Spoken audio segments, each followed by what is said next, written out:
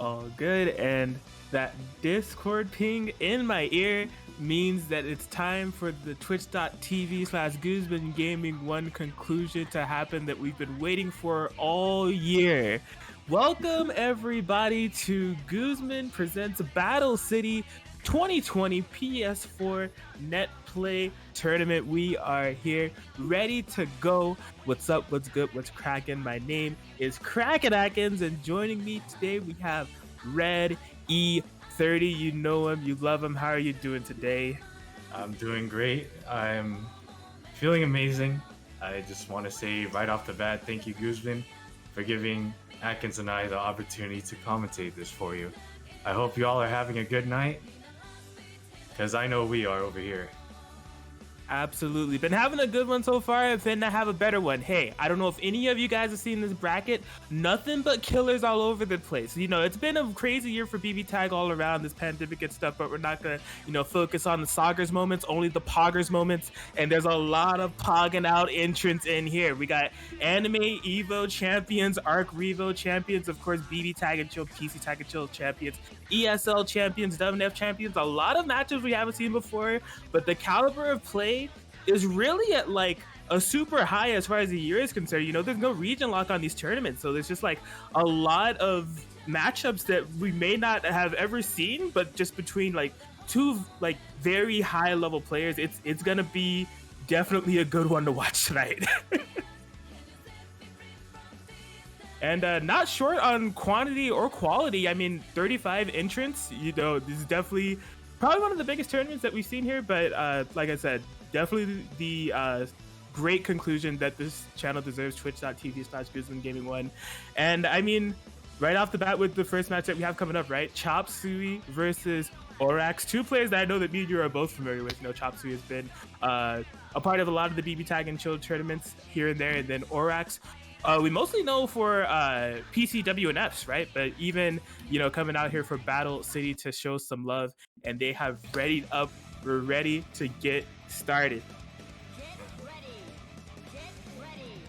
That's what, and like you said, this is one of the matchups that we wouldn't normally see, because Orrax is mainly a frequent flyer on PC tag, and Chopsuey is mainly, I would say, like PS4 tag, and we mainly see him through Guzman's BBTAG and Chill tournaments. So yeah, this will be an interesting one. Definitely solid first round matchup, solid first match to have on stream. We are ready to go. Battle City 2020 game 1.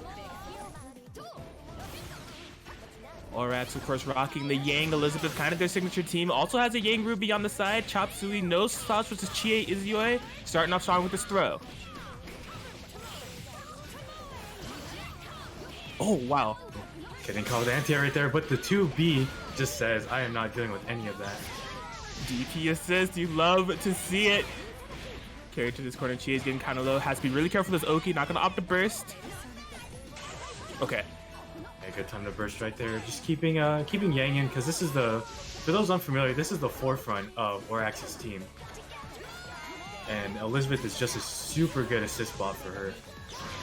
Absolutely, we see that DP assist paying off yet again. Chopsuey trying to float above it this time. She will be burning. Izuyoi in the air. Oh wow, yeah, I didn't even notice he made that tag to Elizabeth. I'm like, how is Yang doing a Garudyne?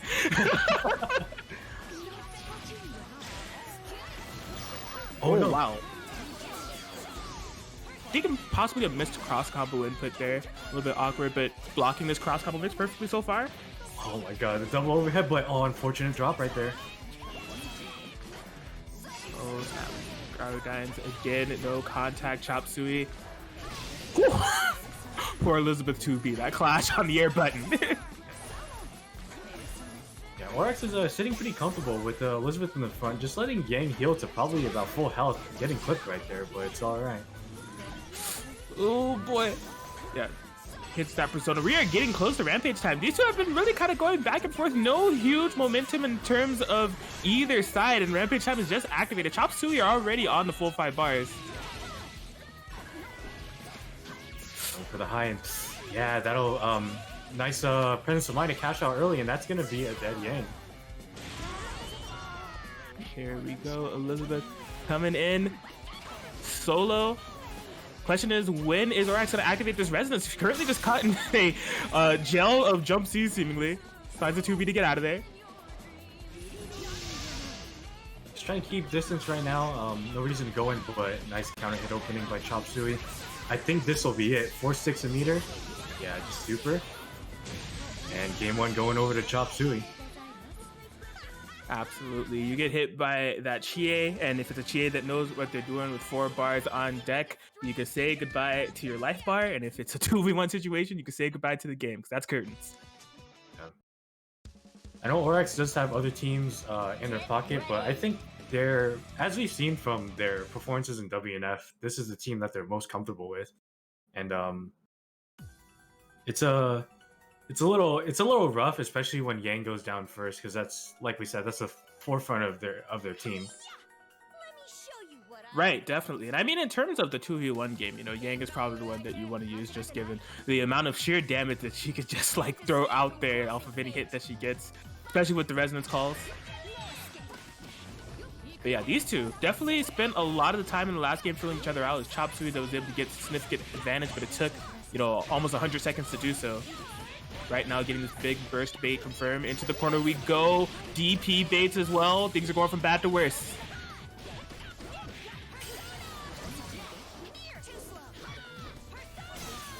Okay. Again, able to find out with this 2B. Yeah, Chopsuey just trying to keep this Elizabeth under pressure. Nice opening by Orrax so far. Just trying to stay as solid as possible. Wow. Oh, no. My only guess on what they're trying to do is maybe, I want to say cross combo, but they might be fat fingering DP and getting that instead. Yeah, that's what I'm thinking too. That's the second time we've seen Orrax go for that. You know, in that situation, it's definitely, you know, if you activate cross combo or go for some type of active switch, is where you can make something super threatening and definitely kind of take your advantage. Going for a DP in that situation is kind of like a defensive type of reaction where, yeah, I only gotta imagine it's a mistake, but. A little bit of an awkward confirm, but yeah, getting opened up by the teleport. Ooh, okay. Not fatal here. Has to be careful. Yeah, just trying to pin down this Izzy. She is burning. Wins the resonance coming. There it is. Ooh. Setting sound. You gotta have some perfect defense. Gets opened up low. Chopsuey will be ready for that confirm, putting their second game here on the board against Orrax. Yeah, in the first game, it was kind of a bit of a, you know, it was essentially a data round where they were just trying to figure out what do they know, what are they capable of. But I think Chopsuey just kind of found a kink of the armor and just is proceeding to take full advantage of that. Definitely. Well, different pacing that we saw from the first game, right? I think first game, they were definitely just trying to get a feel for each other. As we already prefaced, these aren't two players that play against each other very often, although they have been pretty involved in BBTAG tournaments, have been on different platforms, different tournaments. But it seems like Chopsuey has definitely struck blood twice now, and they're looking pretty comfy in the matchup. See if Orrax has anything left in the tank. This is not the way you want to start out against a Chie. Fortunately, Yang drops out. Activating cross combo of their own. 4 active characters on the screen. What's going on?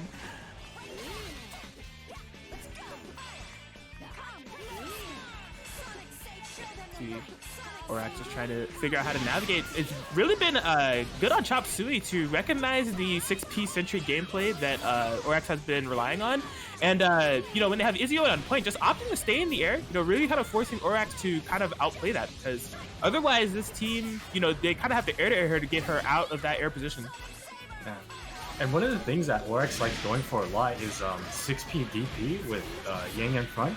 And Izzy can just super jump at 236B in the air to completely nullify that. Very true. Very true. Oh my gosh. I thought that was going to be really bad.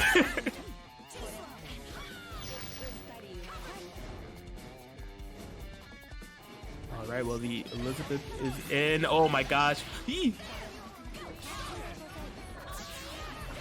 So you're keeping the pressure pretty safe, trying to bait any DPs or bursts or any big mistakes here from Orrax, but seems like the biggest mistake of all is getting opened up by that overhead. We're down to solo Yang, Orrax's last life here, essentially.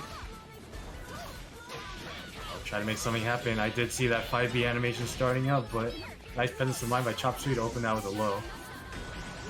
Of course, 2A on the Yang. You know that the armor is coming. Great defense on this sequence so far. That's exactly what's needed to try to make this comeback. But the other thing that's needed in that equation is definitely some hits. Trying to find anything. Oh! Almost. Curse Yang interactions happening. Izzy saving us. Oh no! The behind the back jump C coming to save Chie's life, and Chopsuey will be able to take it 3-0 over Orrax. Yeah, nice work by Chopsuey, staying solid and taking the first one on the board in this for Battle City tonight. Absolutely, yeah. First stream match that we had, and yeah, great opener in my opinion. Just another, it can't be stated enough how sick these matchups are gonna be, man. The diversity that we have in this bracket, I'm just so giddy. I'm so excited.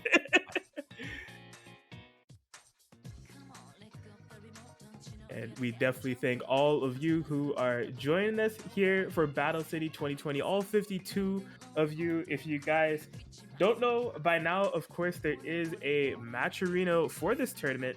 I have the link down in the chat. Use that code Battle City 2020 for the free 50-cent donation. There's already, courtesy of some pop bonuses and some donations that have already been made. We're already sitting at almost 250. Just be sure to check out that link for the free 50-cent donation before the end of the night. There's also a marketplace and place for direct donations. We would greatly appreciate it. But yeah, speaking of players from all over the place, speaking of legends and just a recap of the year, man, I feel like we're just looking through a yearbook of BBTAG in 2020 when it comes to these entrants, man. We have a Mop versus the one, the only, the legend, Adachi Gaming.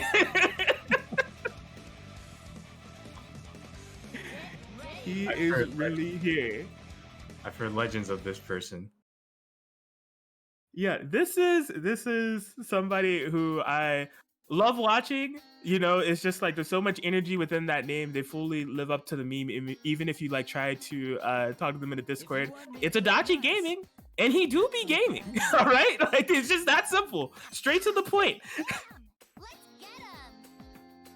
But in terms of this matchup, it looks like he wants full detectives on his side. Adachi and Naoto going up against Mop Heart Mitsuru. I'm a fan. Oh no, that's gonna be a free punish for Mop right there. Oh, but unfortunate drop. Oh my, I thought that was gonna connect. That would have been sick. Okay. Ooh. Wow, yeah, you can see Mop making pretty good use of these Mitsuru assists to supplement Heart. Getting rewarded now with a good deal of unburstable damage. 7.5k, not bad. Uh-oh. Ooh. Oh no. Yeah, and I guess the big question when it comes to that Heart matchup is, she definitely dictates the skies. That is her realm. The question is, what are you going to do to outplay it? Adachi 6P can definitely come in handy. Wow. Yeah, we saw at the beginning of the match that Adachi Gaming does have some kind of answer to Heart being in the skies, because they did start off the match with the AZ in the air just to catch Heart out, but Adachi is down at the moment. Getting opened up low, and that looking to be game one, going over to Mop. Great stuff to Mop indeed. Just keeping things simple, playing well with mostly Heart-centric gameplay. Those Mitsuru assists were definitely coming in handy, and then Mitsuru to kind of close things out. One game up on the board. And I did see earlier in the chat that Adachi Gaming was basically taking requests on what team they should play. So I'm guessing it's basically, I mean, just given the name, I'm assuming that it's Adachi +1. So they're basically saying pick a partner for Adachi for me. Yeah. Well, look, Adachi Gaming, if you can hear me, my vote is for Adachi Yumi. Oh, you're going for Adachi Kanji. All right. Taking critical existence failure is a request. Wild. Well, I'm interested. Look, if you don't in a tournament format take requests for your team that you want to play unless you're just a savant. You're a master of all the characters. It doesn't matter where I go. Y'all decided. Even if it's kanji, I'm ready to go. Adachi Gaming, what do you got for me? I'm interested and terrified at the same time on what they can bring out with this team. Yeah, I mean, right now from the round start, it was looking like zoning kanji. I'm with it.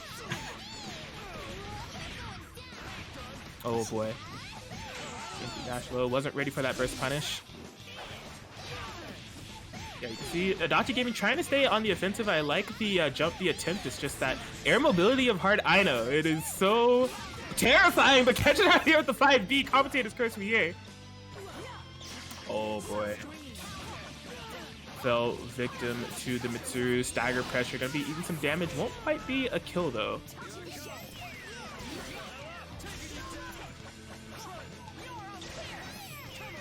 Just solid defense and oh, just a late DP working out nicely. Ooh, there it is. Instant overhead jump B. Mop. Definitely putting on the pressure right now with this team comp. Into the corner we go. Okay. Dachi Gaming not out of this yet. Another DP. Oh, air back homing. Trying to make something happen. That 5B has been working as a pseudo anti-air as of late, but Dachi's might be going down here. Yeah, they need to come up with something quick. Great defense here so far. Snipes are out. The chair. Oh boy. Oh. Oh. Last second cross up. We are down to solo kanji. Need to have a lot of heart and perseverance to make this happen, but it's just the throw. Mop going up game 2 over Adachi Gaming. Yeah, so I'm curious to see what their next team will be. They say they need a better team. No, Adachi Gaming, do it. Adachi Yumi, I know you can hear me. Do it. Pull out the Yum. This is the conclusion for the 2020 Adachi Gaming arc that I need. Adachi Gaming chooses a let's go. Oh. Let's go. He's locked in. He's ready to go. This is what we've been waiting for. Adachi Gaming, Shin Adachi Gaming, Forma de Finale, Yumi Adachi. This is exactly what he needs. Every time that he loses a match, he says, I need more power. Look, you are fully turned up right now, Adachi Gaming, with this team that you have locked in. You're gonna need a reverse 3-0 sweep to get it, and Mop has been playing very well. But let's see what he's able to do. Pull off the impossible. Here we go. Already stuck in a sandwich mix, push blocks. Ooh. Oh, wow. Read the raw tag and read the burst. Oh no, this isn't looking good for our hero Adachi Gaming. That's Shin Adachi Gaming in so much trouble right now. About to lose a Yumi. Yeah, she's out of here. And now the heart and soul of the team, the namesake himself, Adachi from Adachi Gaming, is left to his lonesome and cannot stop getting bullied. Unfortunately, the resonance activation, you're in big trouble, amigo. Oh no. Oh, this could be the start of something beautiful getting opened up right there. Could be. Oh, no. The dropped combo is a heartbreaker as Adachi Gaming isn't out of the tournament, but will be following the loser side courtesy of Mop taking the set 3-0. I know the forefront of this match was Adachi Gaming, but really solid work by Mop, just not skipping a beat, staying extremely solid throughout the entirety of this set and taking it very cleanly. Absolutely, that was definitely a treat to see. Also, I mean, something to note, we don't see a lot of Mitsuru around these parts, so I mean, I was kind of hyped to watch that. So definitely shout outs to Mop for the Mitsuru representation. I mean, we've been saying the story of this tournament has been, you know, a lot of matchups that we don't typically see. For this next one that we have up, that's actually not the case. We're gonna have ZeroShadowBlood versus MysteryRacer. I'd say this is slowly becoming a WNF classic, seeing both these two in a tournament. Yes, absolutely. These two have definitely played in WNF a lot. Also outside of WNF, just in casual sets. Familiar with each other's playstyles going into it. The question is who's going to come out on top in the major Battle City 2020 where it counts the most. ZeroShadowBlood on that Yumi Susanoo that we've come to know from them. MysteryRacer on that Adachi Shirogane. Here we go. It looks like MysteryRacer's getting their plan started first, but man, that looks kind of cheap. I saw the 6P in the throw. I was like, how are we getting out of this? ZeroShadowBlood unfazed, firing right back. Okay, able to set up the BZO. Oh boy. Yeah, baiting out that DP. Doesn't have the assist gauge available for anything too big, but I mean, 1 bar, 8K punish, we'll take it. And this, I don't, actually, yeah, that's a dead Adachi. Man, that really do be a dead Adachi. You made 2 mistakes and now you're on your solo character. But this is the forefront of MysteryRacer's team. Already getting a mark right away on Yumi. Yes, and this is the MysteryRacer Classic. You know, some might say that when he comes down to the solo Naruto, he's just started playing the game. And this chip is just building now. ZeroShadowBlood has to have perfect defense. I thought he was going to confirm off that. What a defensive decision there from ZeroShadowBlood. The resonance has been ran out now. Great defense from MysteryRacer respectively. Yeah, keeping the stagger pressure, but MysteryRacer is not flinching, but that 4P is going to open him up. Yes, well-timed 4P there from ZeroShadowBlood. The whiff punish. A missed input, but it's okay. We got the meaty throw. ZeroShadowBlood able to take that game 1. And definitely a tribute to their confidence on the defense, as is always the case when it comes to ZeroShadowBlood. You know, Yumi was getting chipped out and was quite low, but just stay confident in that Yumi frontlining, and boy did it pay off.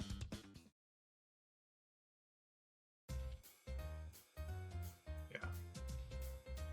I do know that both MysteryRacer and ZeroShadowBlood, they do have side teams, but I'd say as we've gotten to know ZeroShadowBlood more and more as a player, they've really stuck to this team.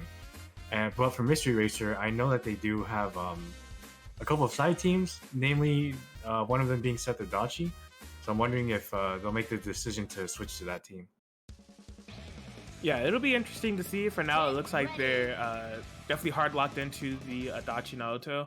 I mean, the thing is, playing against a player like ZeroShadowBlood and definitely a team like ZeroShadowBlood's, it's like you gotta be confident in your game plan, but no matter what it is, at the end of the day, if you make a few mistakes here and there, sometimes it could just be even one mistake, you could be looking at a catastrophic situation. Like just a lot of damage, a character just dying in thin air. It's insanity. Oh, what a confirm off of the jump C with the Susanoo 6P. What side did the jump C hit on? Who knows? Oh my god, that's the 5A smack on the Adachi 6P. ZeroShadowBlood is definitely looking ready for this matchup. Nice confirm from MysteryRacer on that 2-3-6C with the Naruto 6P. Gets the safe jump knockdown. Active swap. Oh! I'm so surprised he didn't super. That could have been a dead Yumi. Oh wow, but he didn't burst out Adachi either.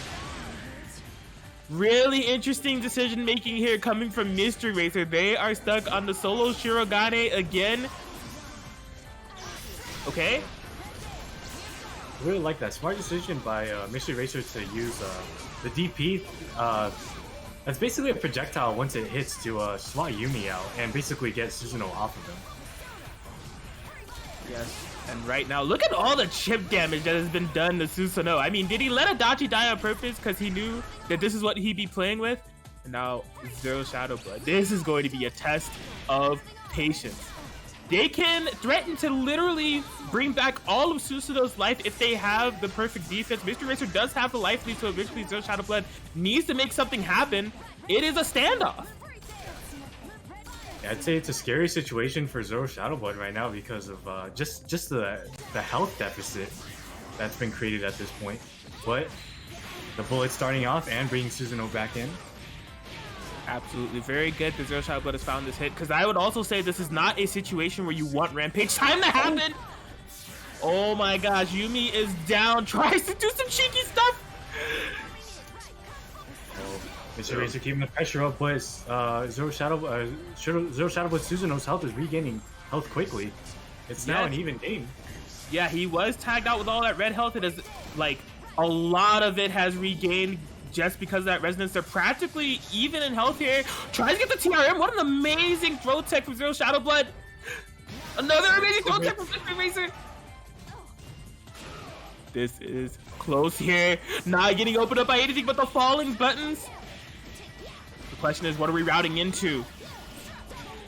Knockdown in the corner. Rampage time is here. Meaty Hamon. Oh no! And punished with the falling button from ZeroShadowBlood. And that will be game 2 for them. MysteryRacer trying to dig deep and give us a sense of nostalgia of those solo Naruto comebacks we have come to expect from him on twitch.tv/GuzmanGaming1 over the entirety of the year. But ZeroShadowBlood just putting up that stop sign saying, look, I'm not concerned about the history. My eyes are on the future. And MysteryRacer's locked in. They are not switching from that Adachi Naruto.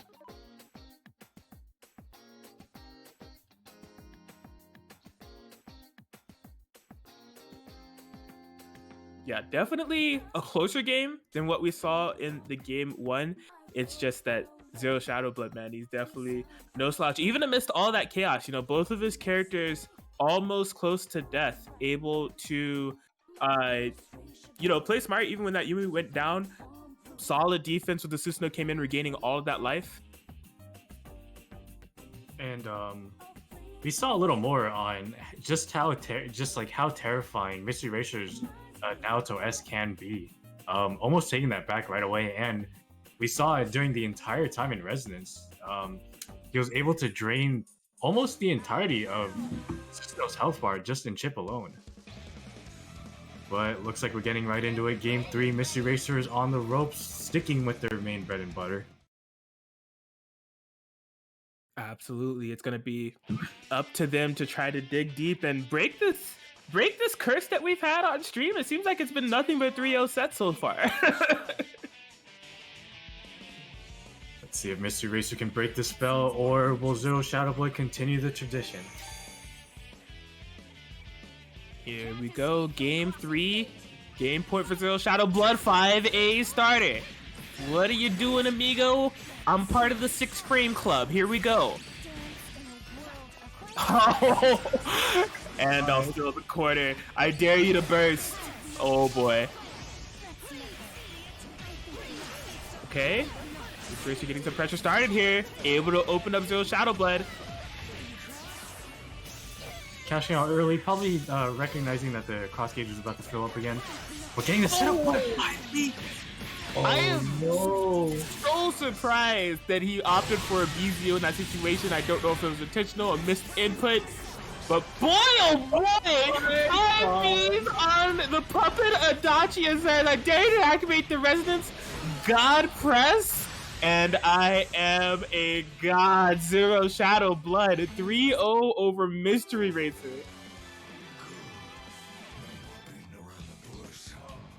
Nice work by ZeroShadowBlood, just taking a pretty convincing 3-0, especially in that last set.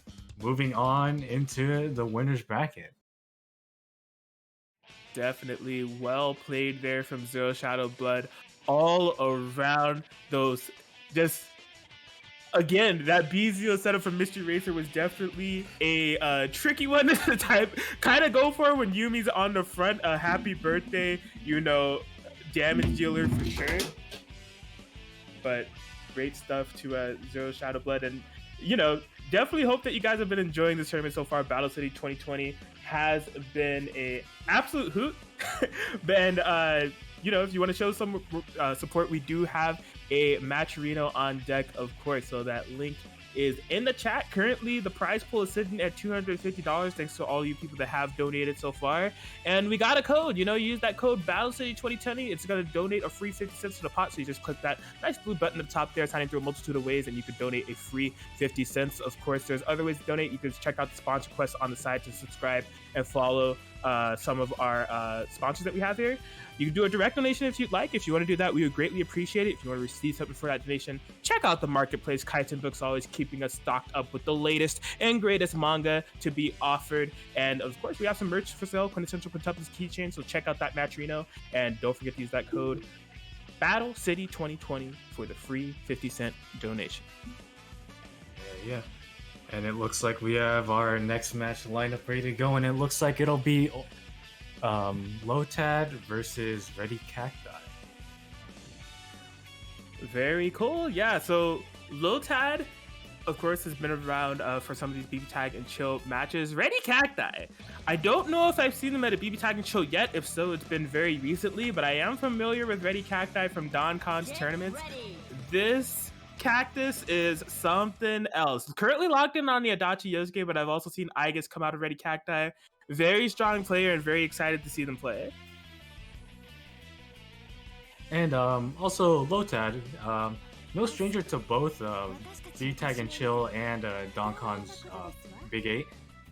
And they have a very interesting team, and they've made it work. It just the way they play this team, they make it look like they're Weiss and Ori are the perfect partners for each other. Yes, just full knowledge of this team. Already starting out with the 5P, instantly going for this sandwich setup. Look at all of this unrecoverable life that's been done to RettCacti's Adachi. They're trying to clean things up here. Unburstable confirmed. RettCacti getting us started with their team. That Lotad has to be very careful here, just trying to hang back. Let that Weiss heal up. Calder, those you got tagged a little bit. Oh boy. Nice opening, and this should be a dead. Oh no, the drop on the 5B. Commentator's curse. I'm sorry, Lotad. Man, that was a crucial drop. RettCacti just taking the immediate moment to get Adachi out as soon as possible. Swinging with Weiss, that's a hit. I really like the defensive play that Lotad was doing, just setting up the Ori 4P orb and having the glyph set up, just so that RettCacti would have to think about their approach with Yosuke. Wow, option coverage. Hit the persona and set up the Ori 4P in front. It seemed like it was going to be a situation where RettCacti was going to be able to make something happen, but Lotad just had... He's just ready for everything, seemingly. Mad. Oh boy. Oh no, but the jump step is... Oh my gosh, anti-air 4P! Oh, and look at this confirmed! Ultimate Lotad taking this game 1, and I don't know, man. There's really not a lot of Ori players that I see use Ori 4P the way that Lotad does. He is able to use it like in situations that you would just never expect, and for just like uses that just like I don't know, it's insane. As an anti-air push block bait, it's just like it's all there. Oki, he makes it look like such a cheap assist. Yeah, the way Lotad uses that 4P, it's like you know, 4Ps are usually known for being an anti-air, and playing against Lotad enough would convince you that it is an anti-air. It's true. But most of the time, you know, most people that play Ori usually use it for pressure, especially in the corner. But yeah, like I said, if just playing against or just watching Lotad long enough, I would be convinced that that is an anti-air. Wild stuff. Well, definitely setting the pace for this matchup so far. RettCacti hasn't been able to get much started here, but looking to change that right now. Oh, BZO set up and Lotad tried to backdash. That could have been a really pertinent happy birthday combo. Fortunately, not a huge confirm.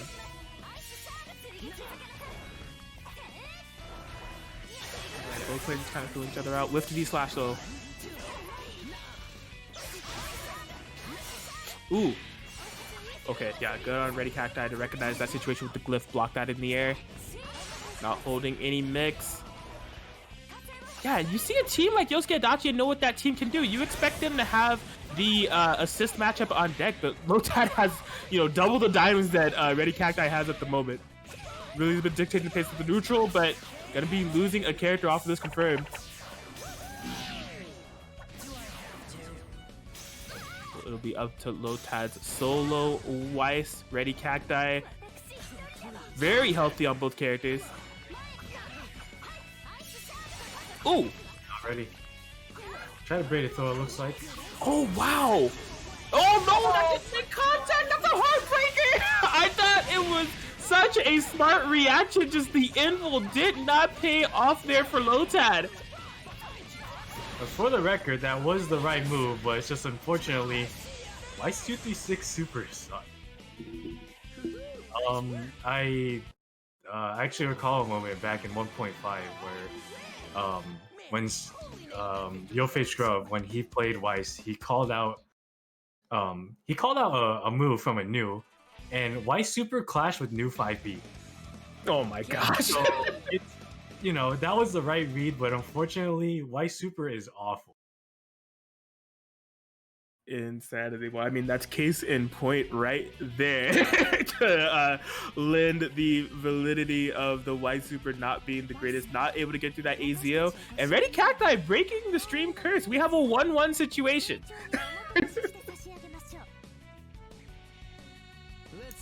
so we're already, since it's 1-1, we're already seeing the adjustments from both sides. I wonder how Lotad is gonna go into this next match. But getting open up early burst as well. Yeah, early burst accordingly here for RettCacti. Yeah, did not have a pickup on the combo, but able to hit this Oki fully unburstable damage. Wow. Oh! I was surprised that he spent the assist gauge, and then I was like, dang, it was a setup all along. But look at Ultimate Lotad here, cashed out the gems on his happy birthday. Oh, don't you get trying to flip me! Oh, it jumped out in time. Over the rainbow, over the 4P. That's not hitting me today, player. But can't get a knockdown on this combo. Needs to be really careful here. Both players have activated cross combo. Oh man, the tides have definitely turned. RettCacti kind of low on the life here. Just trying to find a way to navigate through all these things being put on the screen. Lotad has some good resources available, just trying to keep this Yosuke locked down. No super confirmed, but able to get the burst, but no kill. Oh, nice Oh PB. my god. Oh, no way. Oh, Just man. a little too late on that, and we are going down to solo Weiss, but the counter's gonna get Adachi. Even game now. Level 4 resonance on both sides. 1v1 situation. You stay away from me, Yosuke. Don't go in the air. Don't cover the ground. How dare you? Oh my god, and Lotad hadn't activated that resonance yet! He's just trying to find a hit on this Yosuke. Okay, runs to the other side, activates it now. Yeah. Hopefully getting a couple more sticks of butter and using it as it comes. Oh no, but the 5-8, but no confirm. Oh, nice block on the 5C, and Lotad will be taking game 3. Oh man, that was definitely just a flurry of actions I don't think either player was expecting. Lotad going for the anti-air, RettCacti recognizing the whip, trying to get a surprise 5C in there, out of range. But Lotad was able to make sense of it all in the end there, threatening game point here.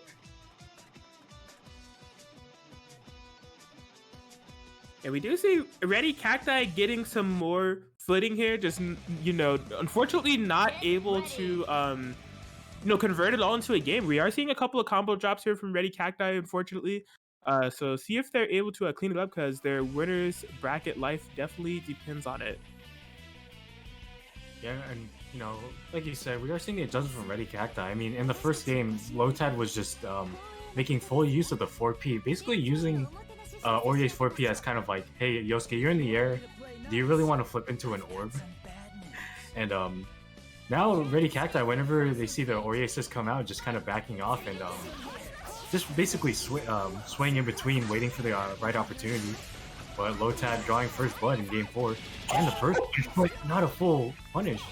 The funny thing is, the 4P didn't even punish. He got a chance to walk forward first, and then it hit. Lotad doing a max damage punish.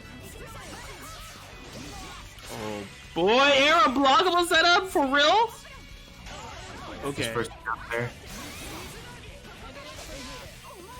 Yeah, RettCacti needs to make something happen right now. The Yosuke is low, so it's gonna be a tough task, and Lotad has not skipped a beat seemingly throughout the entirety of this tournament. Don't you dare move!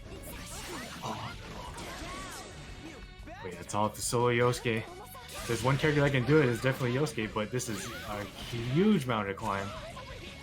Yes, he's starting off swinging. The question is, when is he going to activate that resonance? He wants it now. You need to make something happen.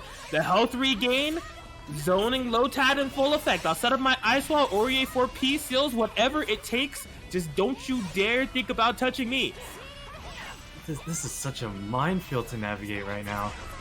And resonance is over, so no more healing for RettCacti. I gotta make this as honest as possible. Yes, and it's just like the no-fly zone, the no moves. That was a very cheeky thing to go for. RettCacti ready to defend accordingly. Oh my gosh, this looks so frustrating to deal with. Oh, speaking of frustration, it can just drive you up the wall, literally. As we see, RettCacti unfortunately not able to overcome Lotad format de zoning. They will be able to take it 3-1. So the way that match ended was a counter glacier, but just the way it looked like Yosuke ran into the ice field and just hit it with his face and got knocked out by the ice wall. It would be fitting. I mean, I can see Yosuke actually doing that. So. All right, and it looks like we're about to get into the next match, and right away we're getting ZeroShadowBlood back on board, and it looks like they will be going up against Puns. This will be an interesting one. I'm really excited to see this. Absolutely. No, yeah, this is definitely another duo that I don't believe have played. You know, we've seen ZeroShadowBlood definitely on more of the West Coast side of tournaments. WNF and absolutely Arc Revo able to seal the second place victory there. But in terms of playing Puns, that's something that they'll be doing in another set, because I don't think they're actually up to play right now. It's on chat that they're waiting. I was like, I got mixed. Oh, okay. I see. Yeah, so it looks like we have who's up next? Masta Cj and I'm getting mixed. Oh, Jan. Oh. Man, what is this tournament, yo? Absolute nuttiness. Well, speaking of heavy hitters, Masta Cj here locked in with that heart set, going to be going up against a 40k representative, Jan. Here, that is a anime Evo champ, strong BBTAG player. Looking forward to seeing them play in this matchup. Masta Cj has actually made a switch. Looks like they may be going Rachel Hilda. I'm not sure.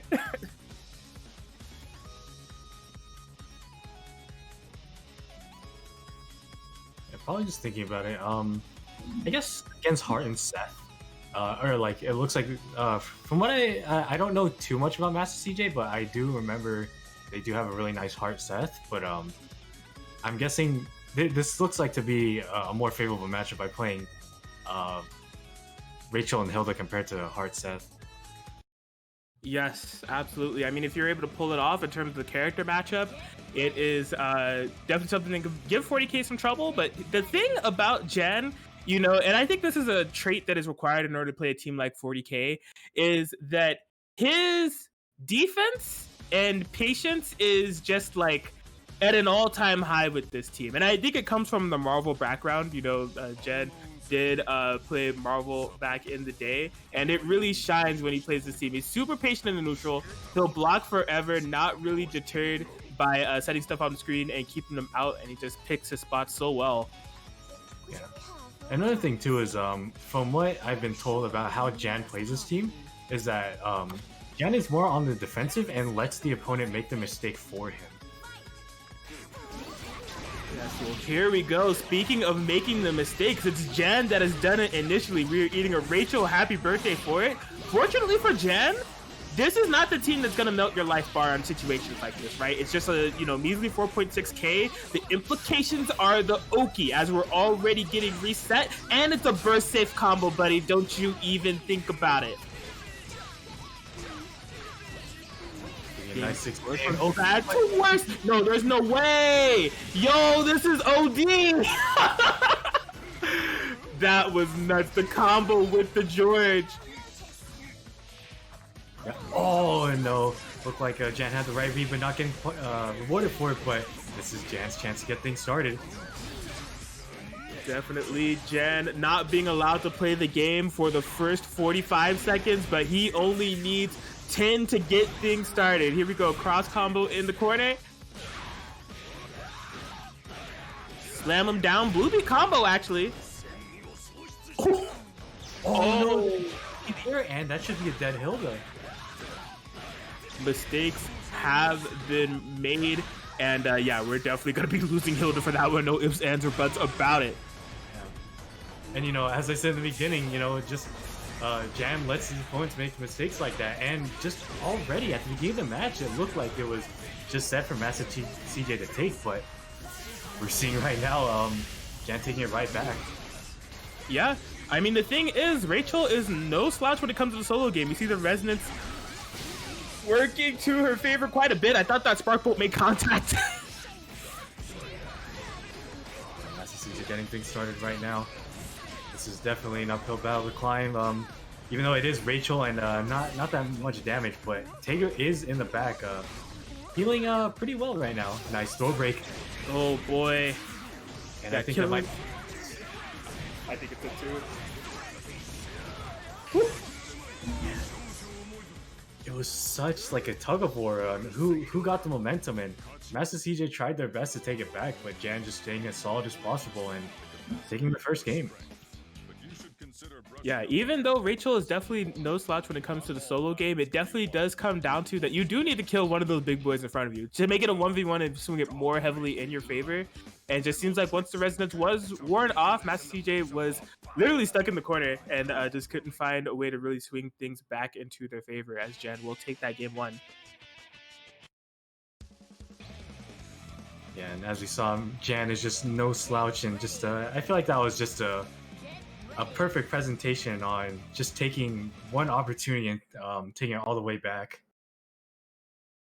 Yeah, that's all that was needed. I mean, as we prefaced, you know, it was 40 seconds that was looking all Masta Cj, and then in a matter of 10, all that progress that was built up just dissipating in an instant. So let's see if Masta Cj can carry that momentum for a bit longer, keep these big boys out.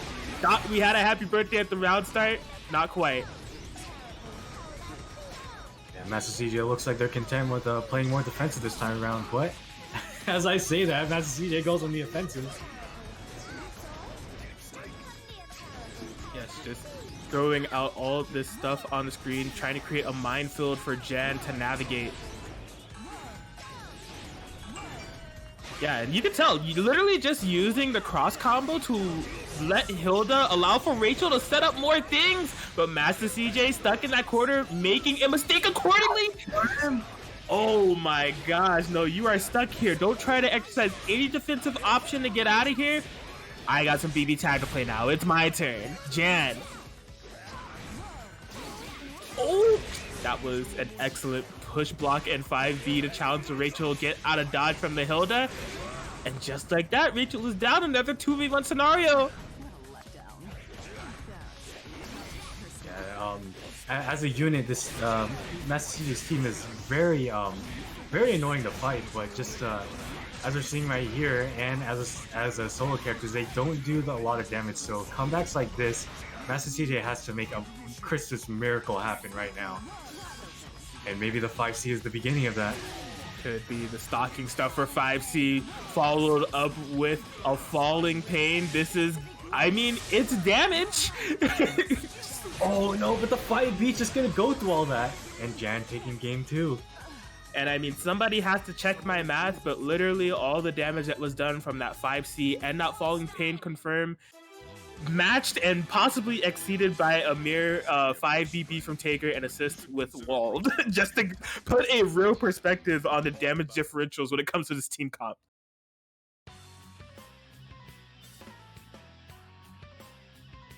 But yeah, Jan is looking fantastic here. Masta Cj is going to be sticking with just Rachel Hilda. They are believing in it to carry them for this reverse 3-0 comeback that needs to be made at this point. And I mean, in that first game, right, you know, we were definitely seeing shades of how Masta Cj can get things started and kind of steamroll. But, you know, as we just keep saying, all it takes is that one mistake. Give Jan that one opening, and he just becomes an absolute monster from there.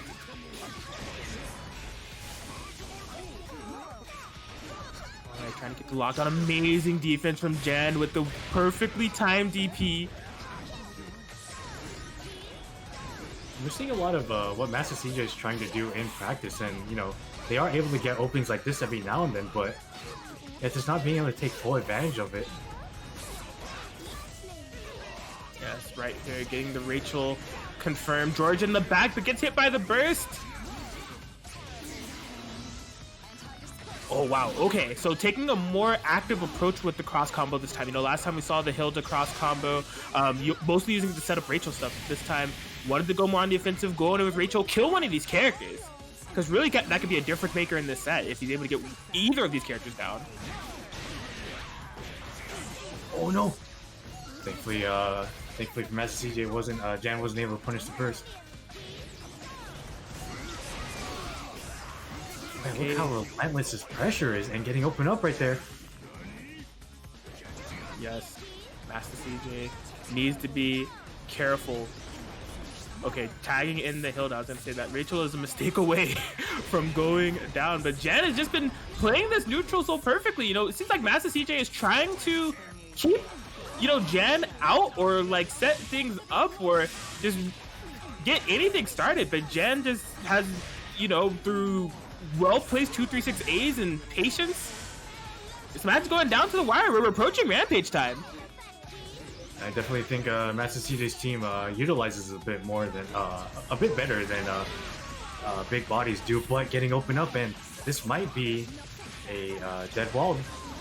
Oh no, just wasn't able to find a hit to cancel into the super. And so here's the thing about the Rampage time implications. Although Masta Cj has more tools in the neutral game, if you get hit by anything for Jan and he's locked and loaded with those 5 bars, it's a big yikes from me, amigo. Yeah, as we're seeing right now, Jan just has 5 bars.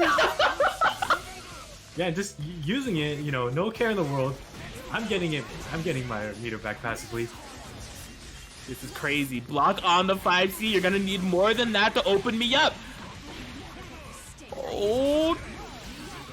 Yeah, didn't cash in much on the Hilda there. Are we gonna see a 40k timeout? Oh no. Alright, this should be the end of Waltzing at least. And between the two characters in 40k, I definitely think Waltzing is a better one to have in Residence. Solo Taker just makes things a lot harder to do. Let's see what... Oh. Trying to go for it. I respect it.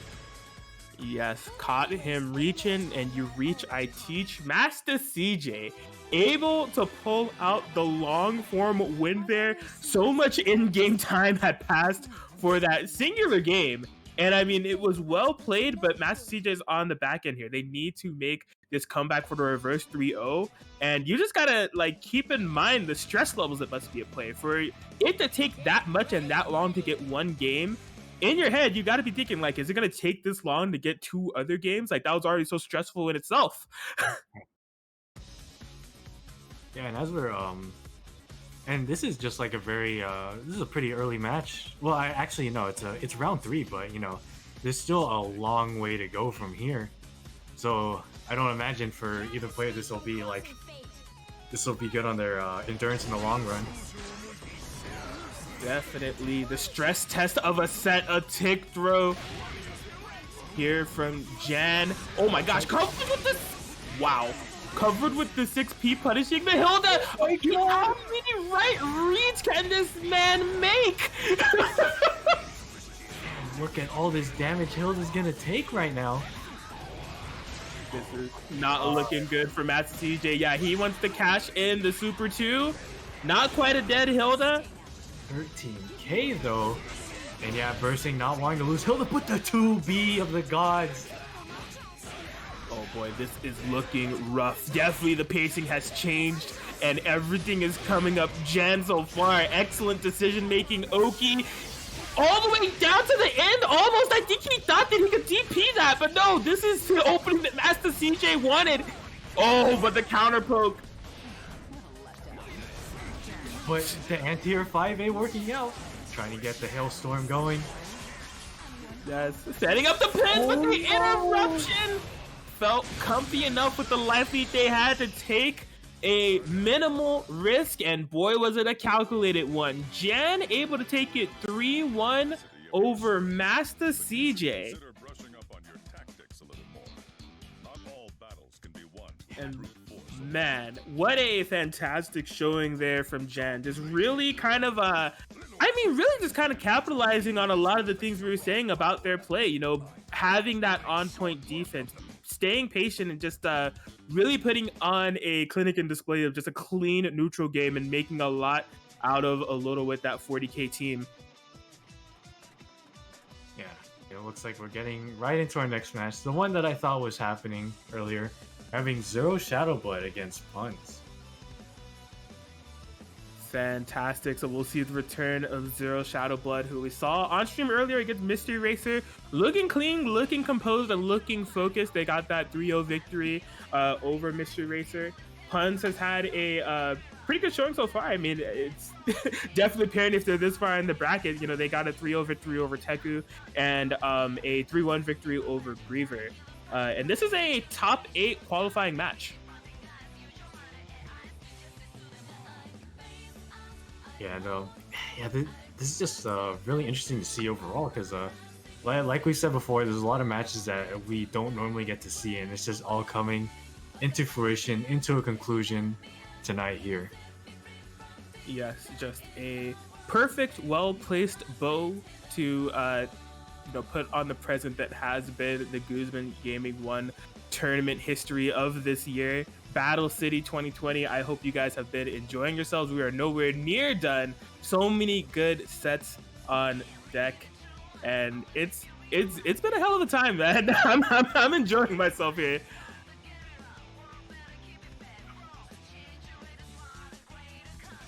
Yeah, and like you said, you're mentioning this is basically like a year in review for I feel like BBTAG as a whole. I'd say mainly for Guzman's BBTAG and Chill tournaments, and it's just it's such a wonderful sight to see. Just all these players coming together and just, you know, like I said, I feel like it's a master class of events that are happening in this time. Absolutely. Unification, all for the BBTAG. You know what it is, and we are locked and loaded for this next set.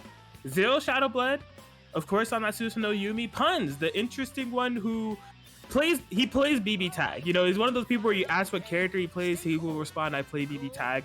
But Kanji and Yosuke seems to be like his quote-unquote main team, and that's what they pulled out for this matchup. I'd say they made the entire cast, but this is their most used team, I guess. This will be interesting. We're already starting out here. ZeroShadowBlood trying to dictate the pace immediately. That jump C, baiting the burst, no dice, but still a whole bunch of unrecoverable health done at Yosuke already. Oh, and punishing the landing like this is Embon.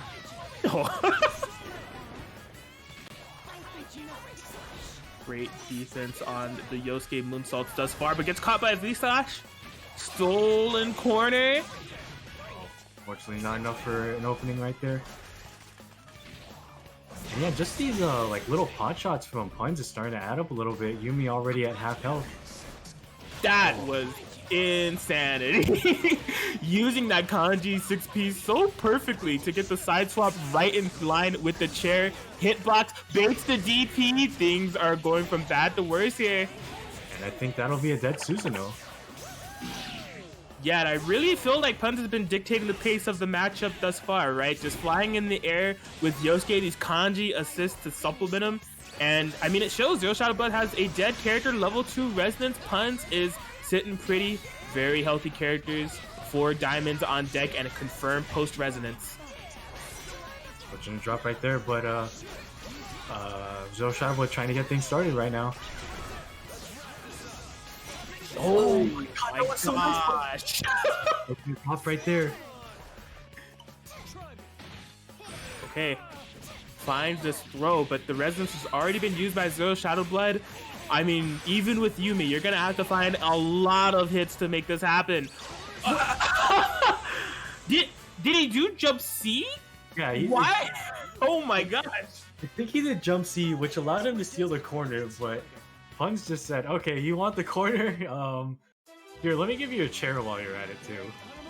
That was a super cursed interaction. Doing the jump C with your opponent above you so the corner is swapped and then crossing yourself up. Although I think it might have been a whiff punish.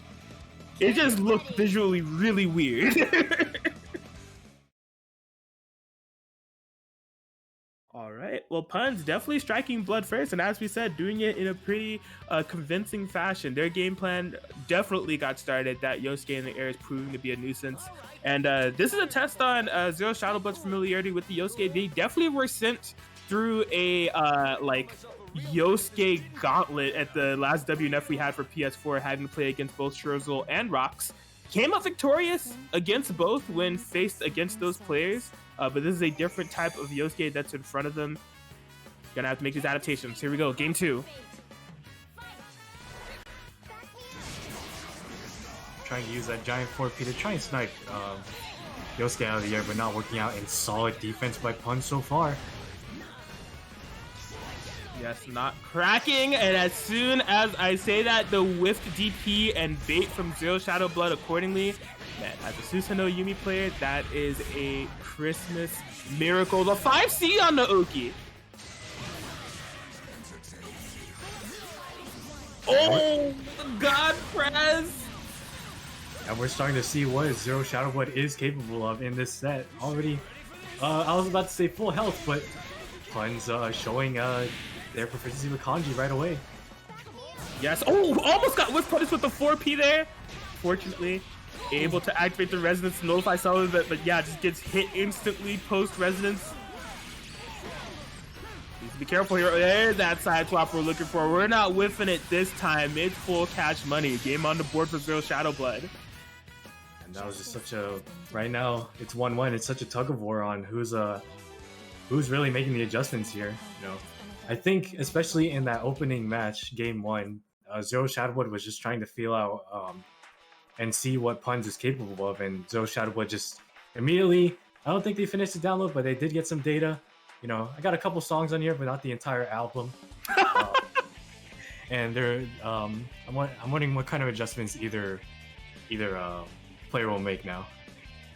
Yes, absolutely. You know, he's on the ancient tech. He's not using Apple Music or anything like that to buy the full album. He's on LimeWire. You know, he's going one song at a time, but he's on, 2020 technology for internet. So it's all coming in pretty quickly. But no, I think you summed up perfectly. They're definitely firing back and forth. You know, the really convincing game 1 from Puns, and then right back, really convincing game 2 there from ZeroShadowBlood. But no, I definitely like the way the ZeroShadowBlood played that, just keeping Puns locked down and not letting the game plan get started. You know, once Yosuke takes to those skies, you're instantly having to play around his momentum, play around his game plan, right? So if you're just able to make sure that that doesn't happen in the first place, could be looking good all around. Yeah, and I'd imagine that it's probably hard to catch Yosuke in the air, especially with ZeroShadowBlood's team, because Susanoo just has, although he does have like a really nice jumpy in the air, it is a pretty cumbersome one. And also Yumi's air blinds are just relatively stubby but quick. So I do see ZeroShadowBlood trying to utilize Susanoo's 4P a lot just to try and shut Yosuke down in the air. Absolutely. Well, tied up here. Let's see, game 3. As we're seeing right there, the 4P to start off, but sandwiches. Oh my gosh. Excellent defense by both in those cross combo scenarios, but a big throw bait here from ZeroShadowBlood. He has been on point with this Susanoo pressure. Just a big hit. Yes, the dash up setup. Punzy to defend for his life here, just gets caught on the tail end. And that's death. I was just watching it in awe. I couldn't say anything because I was speechless. So I was like, I think he might be dead here. Oh man. Yeah, just catching out as much as possible. Not even wanting to call the assist. That was a nice 8K. Oh my god. Where do you block? I don't know. Nobody knows, and definitely Puns does not know. They have a level 1 Resonance and a Kanji with a Dream. ZeroShadowBlood has 2 nearly full health characters, and yeah, that air with UB6P is going to seal it. We thought the game 2 was dominant. Say hello to this game 3. Just crazy play here from ZeroShadowBlood. I think most of the songs are almost done downloading, but they still want the album cover as a PNG. The entire book, they want the lyrics too. I respect it. Oh my gosh. Yeah, it's up to Puns to make the adaptation here. You know, I thought it was gonna be a really back and forth type of bout based on the pacing of those first 2 games, but no, ZeroShadowBlood is ready to go. And yeah, I was wondering if this was going to be a factor in the set. So Puns has made the swap. They're going to be on Kanji Akatsuki now. I do see this team, or we have seen this team pretty often from Puns, and they have shown this team is just terrifying to deal with overall. Absolutely. You know, Akatsuki's assist kit, so useful, so like almost universally useful, right? But just using you know, the high amount of block stun that Akatsuki can provide to allow Kanji to move, you know, play the game, and most of all mix. It's a wonderful combination, but definitely going to need it to come in full fruition here to open up ZeroShadowBlood. Yeah, as we're seeing already. Doing so accordingly, just all the mix is hitting. Yeah, not falling for the tech trap there, but this Yumi is bleeding. Needs to be careful. Oh my god. Wild. I love it. Yes, and he's built up 4 bars. No burst here from ZeroShadowBlood. This momentum. Puns has definitely found something. Gonna be cashing in a super here. Is this death? I don't believe so. Close. What do we have on the Oki game? The lockdown here. ZeroShadowBlood, that clutch defense. Oh, I think that was a baited burst, but just unfortunately couldn't punish with that 5B with Kanji. Getting blocked by the jump B, but I actually, I don't know. Puns has got these really nice combos. Oh, the reset is what did it there for Puns, and on this great life lead off of this character swap, Akatsuki already proving to be super beneficial in terms of this matchup. ZeroShadowBlood on this last life with the Susanoo to try to seal this set with punish on the 2B with the Akatsuki 5P. And yeah, we are going with the chair, the stomp, and the beat down. Puns tying it up 2-2 here. Yeah, and we saw in the opening of that match, both of them called cross combo right away, but Puns was able to keep the pressure and basically nullify the entirety of ZeroShadowBlood's cross combo time because of how long a Akatsuki 5P is. So yeah, and we're just seeing that was such a turnaround in events so far for Puns. I wonder what ZeroShadowBlood will do to make adjustments here. Absolutely, Puns, strong-willed, ready to go, and this Akatsuki has made such a big difference, really pushing ZeroShadowBlood to make the adaptation here. This is a top 8 qualifying match, so the stakes are definitely high. Game 5 situation down to the wire. The 6P opening, yeah, just DPs from that jump C this time. And yeah, this is such a hard thing to deal with. The moment that you get caught by that 5P from Akatsuki is you're gonna have to block and eat a mix-up or something for a while. Oh my god! Oh my gosh! I like to believe that Alex is just that galaxy brain, but I also think that might have been a cross up on the dive, or on the 226 A or B in the air. Oh wow! Just barely caught the Talon's night hitbox with the Kaji DP. Bates ZeroShadowBlood DP of his own. Okay. Oh, this is getting nuts. What a anti-air confirming for ZeroShadowBlood off that 2B. ZeroShadowBlood getting started and does have a pretty nice life lead, but the EX Street Smart's not working out, but actually it did. Oh boy, and into the corner we go. ZeroShadowBlood opting to take this damage. They are really firing back and forth here. Big 5A confirmed, just straight into the super. And oh my gosh, that did a ton of damage. And that's it. Yumi's gone. ZeroShadowBlood found here again with the Susanoo. And oh my god. I imagine that Akatsuki is no pivotal drop. Oh boy.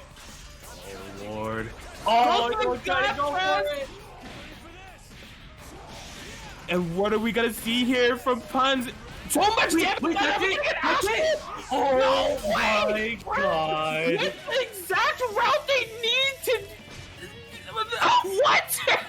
I cannot believe he was really able to get an Astro off that conversion.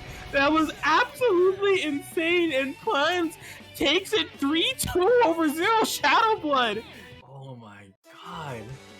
And the thing is too, I think ZeroShadowBlood felt confident enough to, you know, think that, oh, if this gets if Puns avoids this, I don't think I have to deal with something like that. But yeah, Puns right there showing the proficiency of their kanji and just taking it all the way back and ending it with an astral. Definitely a rare moment of me being speechless. I was watching that combo go on and I'm just like, I wonder how he's gonna end this, you know? I don't know. I don't think he can do an astral here. What does he want for the Uki? And it's just like going on and I'm like, dude, I think he's dead. Like, what a ridiculous conversion there. Puns, top 8 qualifier winners side off of that match. Solid work so far. What a tournament this has been. But yeah, if you've been here since the beginning or you're just tuning in, thank you everyone. Thank you so much everyone for tuning in. This is Battle City 2020 and I hope you all are having a good time. And you know, if you're enjoying it, we'd love to, and if you want to show some support, you can with the Matcherino. You can click this link in the chat and use the code BattleCity2020 for a free 50-cent donation. If you'd like to donate more, that'd be greatly appreciated. You can do a direct contribution, or you can do a bunch of side quests on the side, like subscribe to Diaphone, subscribe to Guzman, or follow each of them on Twitter, and a bunch of other stuff.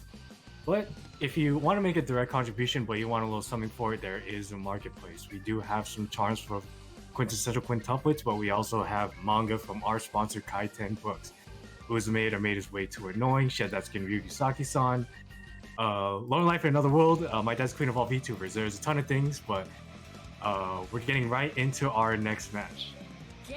Absolutely. Thanks to everybody that's making this tournament possible. Home and cancel homies. Neo Celeste Gaming, Don Khan, Kaiten Books. It's been a great one so far, and we are jumping over to the other side of the bracket for another top 8 qualifying match, actually to figure out Pun's opponent. Neo Celeste Gaming's own Razzo taking on Lotad. You know, there's something interesting that I saw earlier today. I hopped into the BBTAG lobbies, and I saw these two playing against each other for quite a bit of time. Oh snap. Who could have known that this would be their fate a couple hours later? Razzo on the Seth Yumi. We definitely know that Razzo has a ton of teams at their disposal. Usually when I see them play the Yumi, it's with Chie, but I'm interested to see this one too.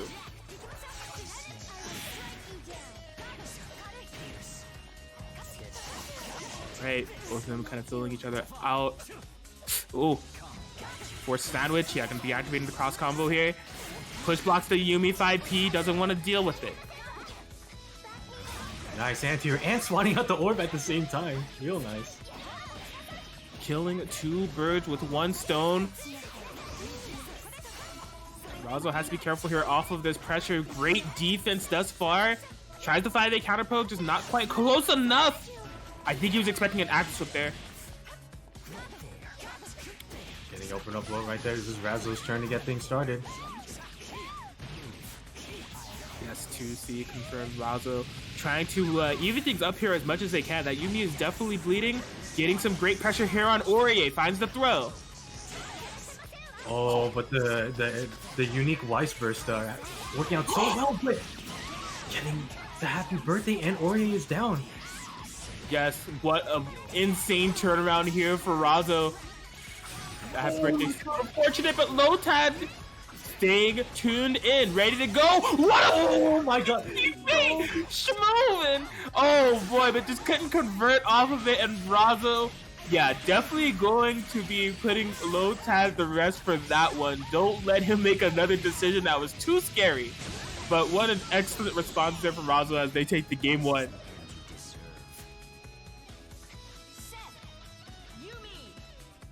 Man, that was insane. That perfect glyph placement and was ready to bait out that DP. Just no confirm there for Lotad. But no, this Seth Yuumi comp from Razzo is looking definitely strong. You know, using these Yuumi assists. Even the thing is, even if you do push block the Yuumi or push block Seth, whatever it may be, you know, Seth can definitely be able to set up those orbs. He has the neutral skip. There are plenty of ways that you can play around the neutral even throughout push blocks and the like.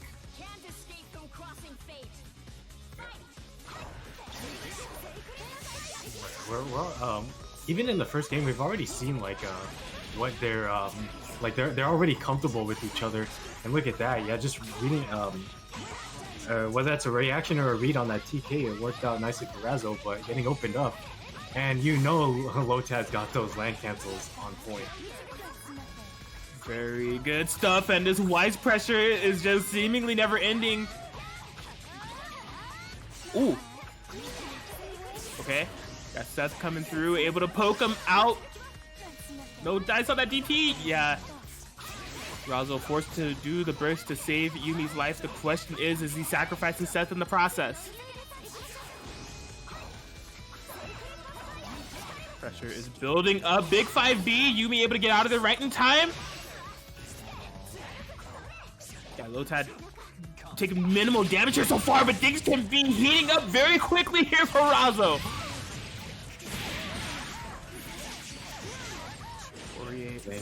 Thankfully for Razzo. I don't know, thankfully for Weiss. I mean for Lotad.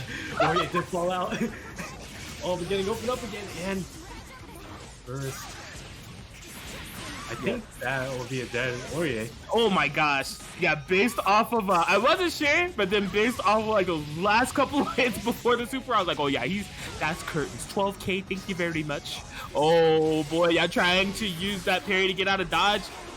Notify some of the mix up, but there's more to come. He's doing it again. He's hitting on both sides.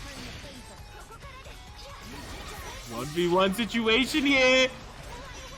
Oh my god. Oh, not able to follow with a 5A. Oh my.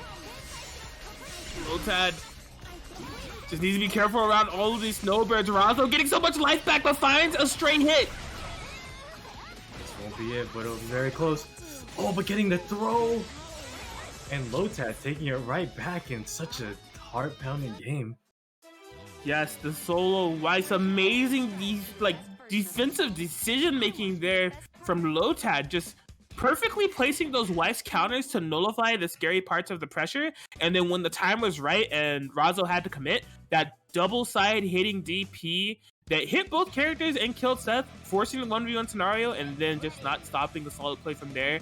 Able to clutch it out in the 1v1 and make it 1-1 in the set all around.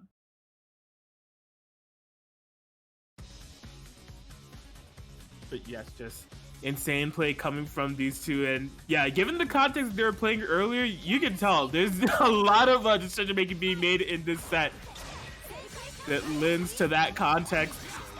I thought that was gonna be a 5P happy birthday. Yumi 6P saving the day. Wow, raw tag in between?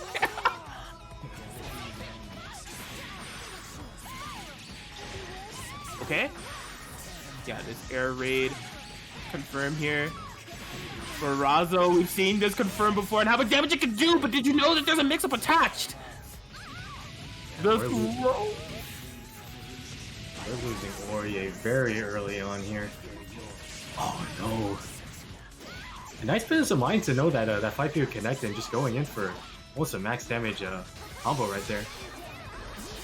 Yes, activates the resonance. Now, sneaky stuff. There are so many things at play there. You know, I don't know if we were completely sure if that 6P was going to make contact or not. Just holding forward with Seth and then active swapping the momentum to create the sandwich. The lockdown with the 4P and this confirm accordingly. Lotad's in trouble. And a clip low right there, and that's game 3 going over to Razzo.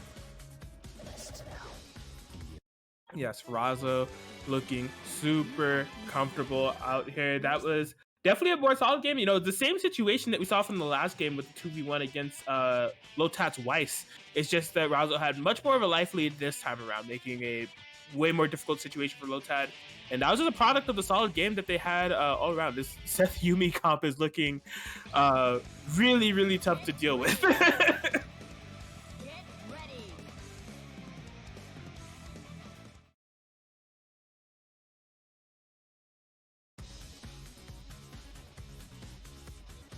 And let's see if Lotad is able to kind of dig deep and make a character go down for Razzo first. You know, we have seen the 1v2 comeback.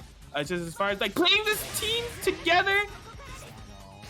A little bit of a counter, but we're back.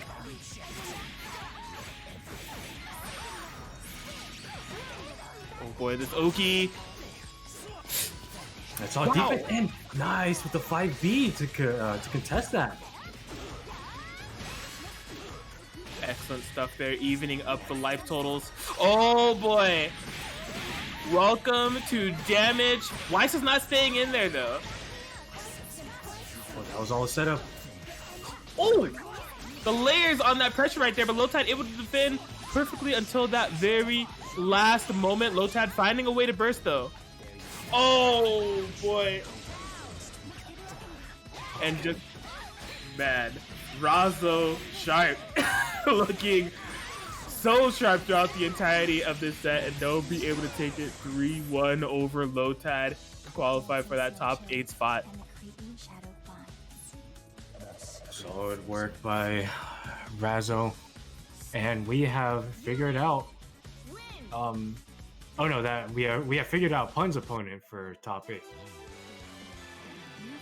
I imagine that we will be figuring out who True Care's opponent will be in the top 8, and if I'm looking at this correctly, and if that's what Guzman wants, we'll be seeing Jan versus Darkdes next.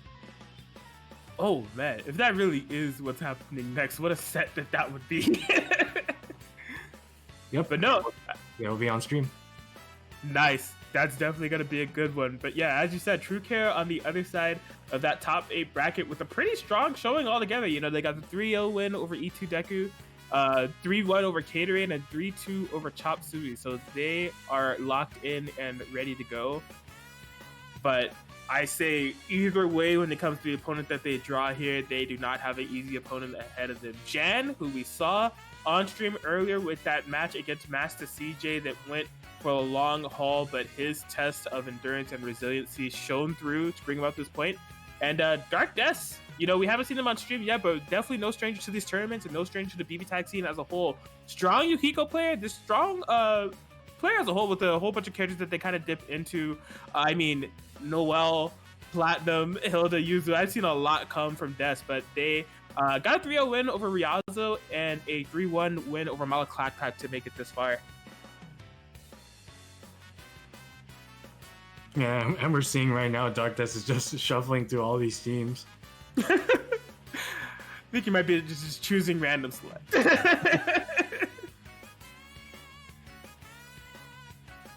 But yes, Jan has joined, ready to play, figure out what are we getting on the other side of this absolute insane winners top 8 that we are filling out so far.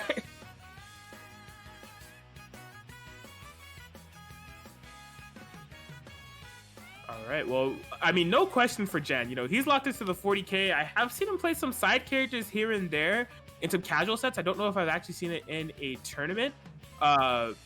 Darkdes, I mean, as we were saying earlier, you know, my favorite character to see from him is Yukiko. I think he's definitely well established as one of those go-to Yukiko players, but it's just no telling where he's going to go as far as character choice for this matchup.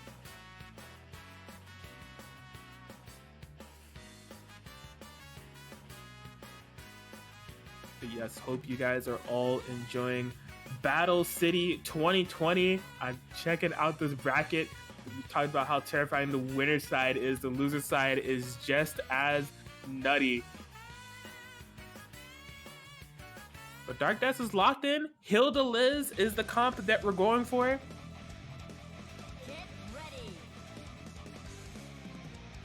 And I mean, I feel as if we saw Jan come across and overcome a similar team in like Masta Cj's Rachel Hilda pick, you know. Definitely comfortable playing those long games against those kind of whittle you down characters, the zoning, slow-paced gameplay. He's definitely well equipped to fight it, but a different player in the form of Darkdes here, see if they will overcome it yet again. You're really getting quite a bargain. Yeah, we're having I feel like this is more of a Hilda-centric team just because of how good Elizabeth's assists are. And, you know, all the better just being able to keep both of the big bodies hopefully out of range. Can't escape from crossing fate. Absolutely. Well, here we go. Jan already on the offensive. Yes. Oh my gosh. Constant 2-3-6 A's. Wasn't able to bait the burst accordingly. Oh no. Right read, but also the wrong read at the same time. And we're seeing Darkdes just keeping Jan at bay. Ooh. Fantastic jump over that button there. Trying to bait a burst. Jan staying solid here, but needs to make something happen. That wall is melting. And I'm very surprised that wasn't a super. Maybe a missed input or maybe just confidence. I'm not quite sure. Either way, Tager is taking a good chunk of damage here. Yeah, I mean, all things considered, whether it's a dropped input or reset or what have you, Darkdes has been controlling the entirety of the pace of this matchup. Oh my god! Eating through that 5B, the instant overhead, and yeah, just solo walled, instantly setting up this sandwich. Best of luck. Yeah, Darkdes doing a fantastic job of keeping Jan locked down and take this game one accordingly.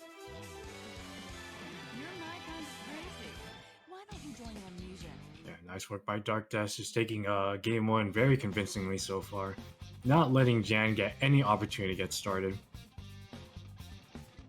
Yeah, and I mean, I think that's definitely the difference maker that we're seeing in terms of this set versus the Masta Cj set, right? Because Masta Cj was able to get similar types of momentum and gameplay started in terms of their Vortex game, you know, just piling on those 4K, 5K, 6K confirms back to back to back. He just never could seem to have it equal a dead character or just really like carry that pace all the way up until the end. But Darkdes showing off perfectly that they are willing and able to do so.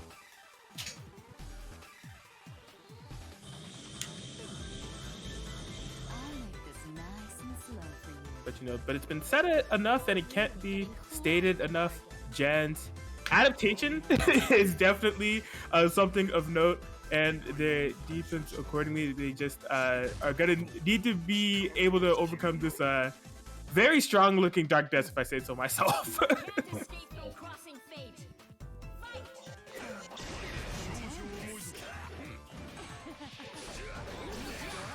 All right, Jan has found themselves in the corner. Just setting up orbs. Darkdes really just active decision making all around. Keeping the match full screen by any means necessary. Playing with these Elizabeth assists and Hilda options perfectly. And just sniping out every assist possible. Nice. Oh no, just a little too not long enough for the 6P to connect. The confidence there. Almost got the throw bait, just unfortunately wasn't quick enough on that jump C. Yeah, I don't imagine this is fun for Taker, but getting quick blow, and it's a happy birthday. Yes. Great confirmed here from Jan. A little over 7K on both characters.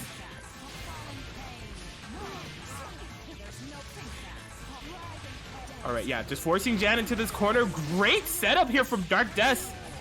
Oh my gosh, and got the burst bait on the wall. 4 bars on deck here for Darkdes. I wonder what we're gonna be cashing into. It's like the setup. Yeah, just back to just taking full advantage of the full screen and but actually going on the defensive, cash on the super right away. Yes, sir. Will we need extra sticks of butter? No, we do not. Kill the Resident Super enough to do it for now. Solo Taker definitely not where you want to be in terms of this matchup.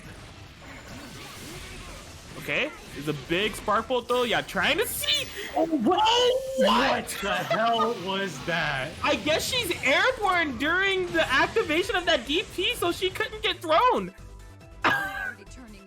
That's my only guess. Either way, working out so well for Darkdes, going up 2-0 against Jan. That's insanity. There was such good option coverage with the way that he routed that combo, you know, fully tracking the 5B in case that Darkdes decided to burst, and then going for the super right there instantaneously of like, okay, I have the read that you're going to be standing still, or possibly he was trying to read DP as well, but against Elizabeth, nah. It's useful in this scenario only, buddy. It's going to be a game 2 for Darkdes. But I would say comparatively, that game was a lot closer than game 1, so we're starting to see the adjustment, and Jan is making their moves accordingly. Yeah, it's very interesting because Darkdes definitely seems insistent on having the neutral take place from full screen. You know, literally whenever Jan takes like 2 steps forward, Darkdes takes 3 air dashes back and puts like more stuff on the screen. Just like, no. You need to overcome what I'm putting here. We are not playing this up close unless I feel comfortable, you know, unless he wants to get that jump seat sandwich going, or if he just has the read once he's built up enough momentum where he's like, okay, I feel confident I can go in. But really just testing, you know, Jan's true strength in terms of this neutral game to see if he can overcome this full screen zoning.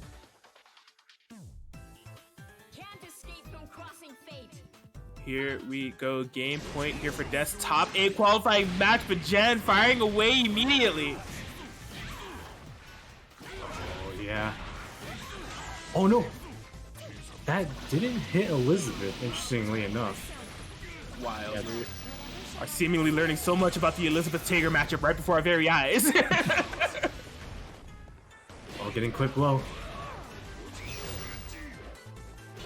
Oh, fantastic throw tech. But now it's Darkdes that's in this corner now. Okay. Amazing evasion, able to get out of there. Bro will not be making contact. Wow.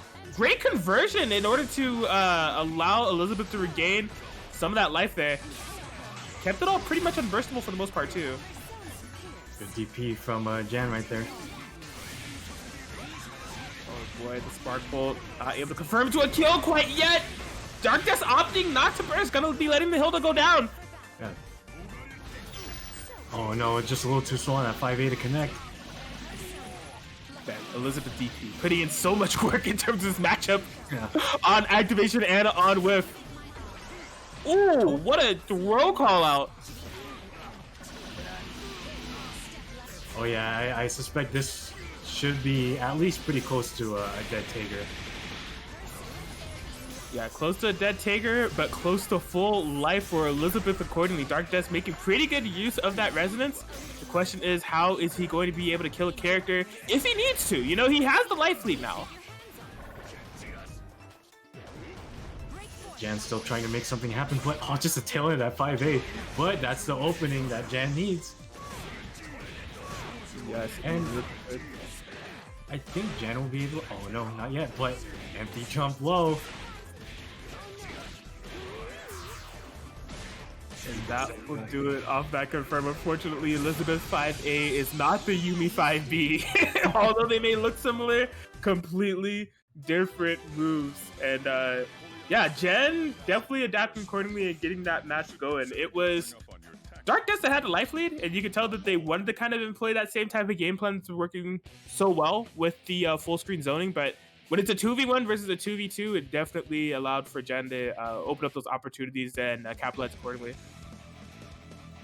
Get ready. Get ready. But we'll have to see if they can continue to carry on this momentum. They need to reverse 3-0 if they want that spot for the winner's side top 8.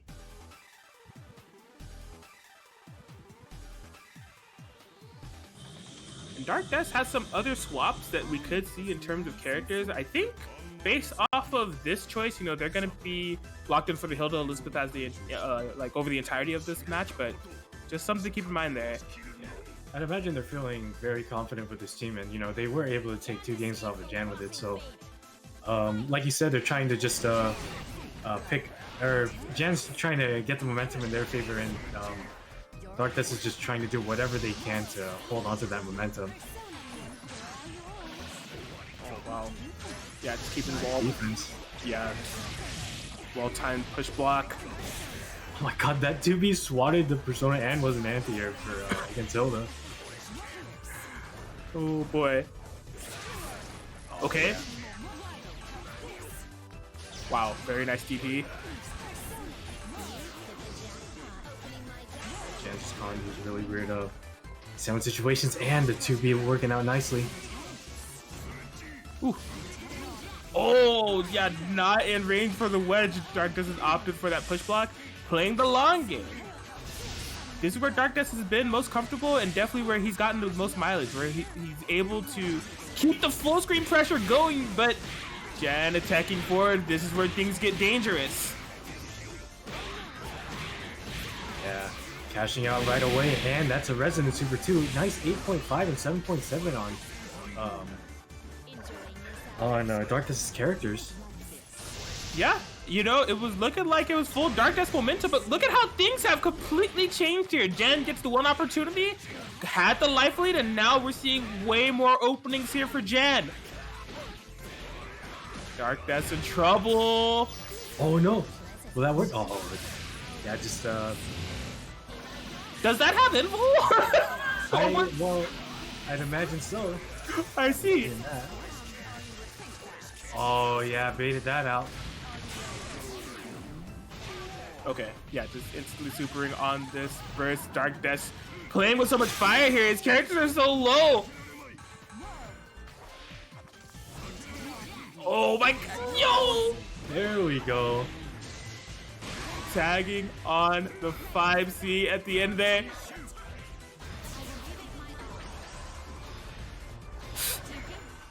Oh boy. Oh, Just right into it. I think he was expecting the retracting hurtbox of that jump A to get him out of dodge and just wasn't expecting to be absorbed in from that take or throw. Jan! He's really bringing us back here. We're tied up 2-2. And punishing the landing like it's M-Bond. Nice work by Jan, evening up the score. Insanity. And there it is, though. We do see Darkdes going for the swap now, bringing out the Yukiko. And so this does change a couple of things. You know, we have seen Darkdes setting up a lot of those 6Ps, getting a lot of mileage with those 5-piece sandwich setups that have been doing some damage. Jan's defense has definitely been on another level for these past 2 games here. A lot of that not working out quite to Darkdes' favor. Switching things up with the Yukiko, has access to the Phoenix, and of course building up those dreaded Agi stacks to have a dangerous anchor on their side. But they have to be allowed to play to build up those stacks. Jen starting out on the offensive here. Oh no! Yeah, this does not look good. Darkdes is in so much trouble here. Fortunately for him, the Hilda won't be going down, and he still has 2 characters to play with. They just can't get touched at all. Try to go for it.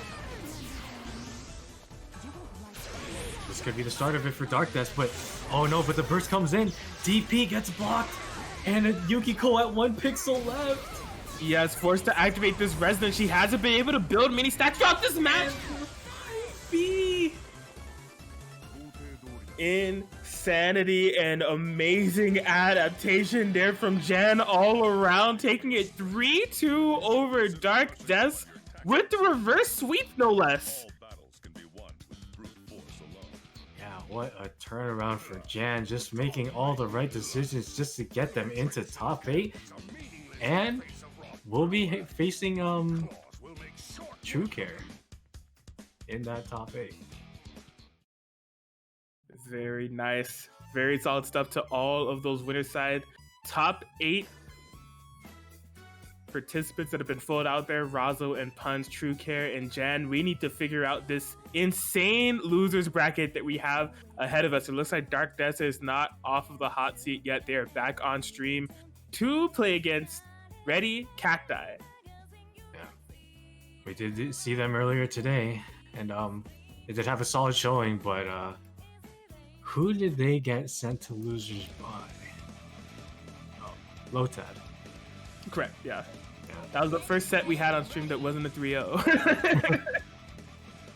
But yeah, this losers bracket is no slouch, and unfortunately, Darkdes did get sent into it.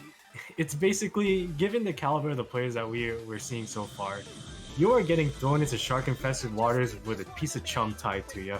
So good luck to you. Absolutely, and I mean, this is actually another top 8 qualifying match from the loser side. Winner of this fights Mop, and we have the other side filled out too. It's Lotad versus Shorzul, so essentially the last match to fill out this top 8. RettCacti getting started here ahead of time. Excellent defense here for Darkdes, not getting opened up by anything all the way up until the very end. Super nice, just trying to be as impressive as possible right now.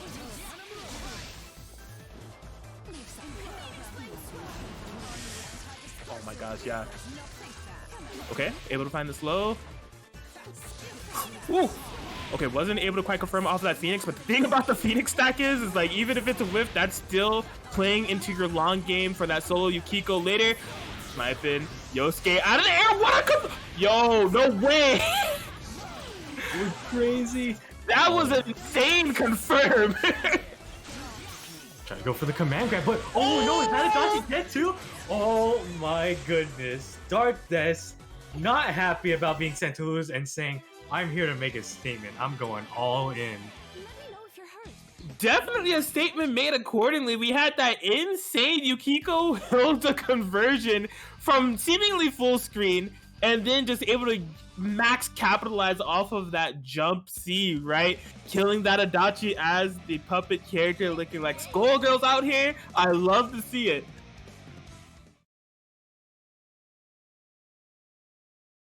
But yes, Darkdes not deterred here. It's crazy how the Yukiko has been brought out and it is summoned. Lon Lily in the chat. Shout outs to Lon, the Lonmentator.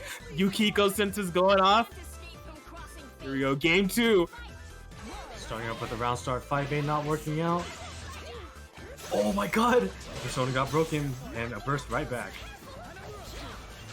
Ooh! Nice defense! Oh wow, full confidence in that Hilda 6P. Running forward Yukiko, just approaching. I really like the style of play that Darkdes is implementing here. Just like approaching with these hitboxes, covering parts of the screen where, you know, RettCacti doesn't have any spot to move, and it's even more limited in terms of options with like Miragis and 4Ps, all this stuff on the screen. Look at this offense. I think that might be the long Lily power up they're getting right now. Definitely RettCacti hasn't been able to get anything started. Fortunately off the that. Yeah, commentator's curse, it's always here.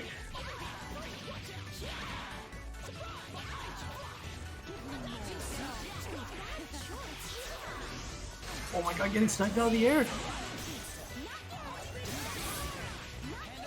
Gotta be ready for that. Oh no, BZO active switch though. Alright, RettCacti getting something started here.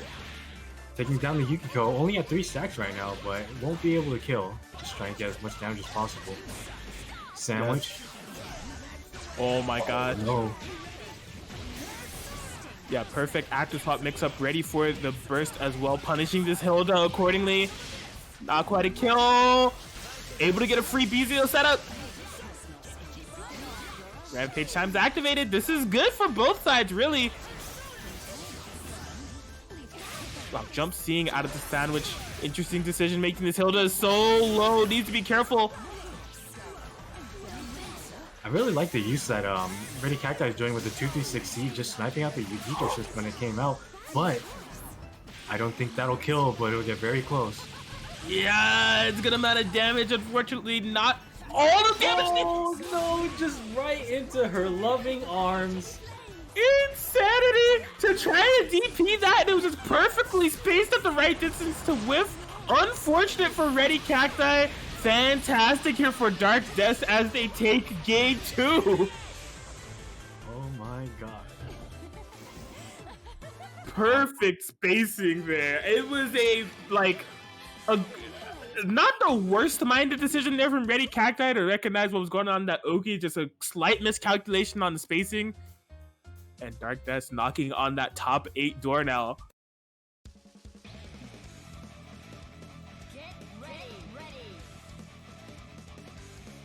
And no team swaps from RettCacti. I mean, we haven't seen all of their matches, but it looks like they've been stuck on this Yosuke Adachi for the entirety of the tournament.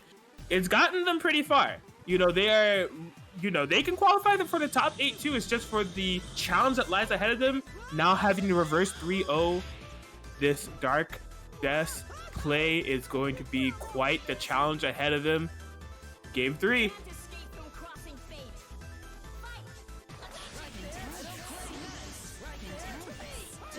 Look, oh, finally getting opened up right there. Nice confirm as well. And good time to burst from Darkdes right there. Trying to get something started. And you know, Atkins, I know you mentioned this before, but like all the Yukiko players have a different way of, you know, playing Yukiko, and we're seeing right here is that Darkdes isn't afraid to have Yukiko out in the front.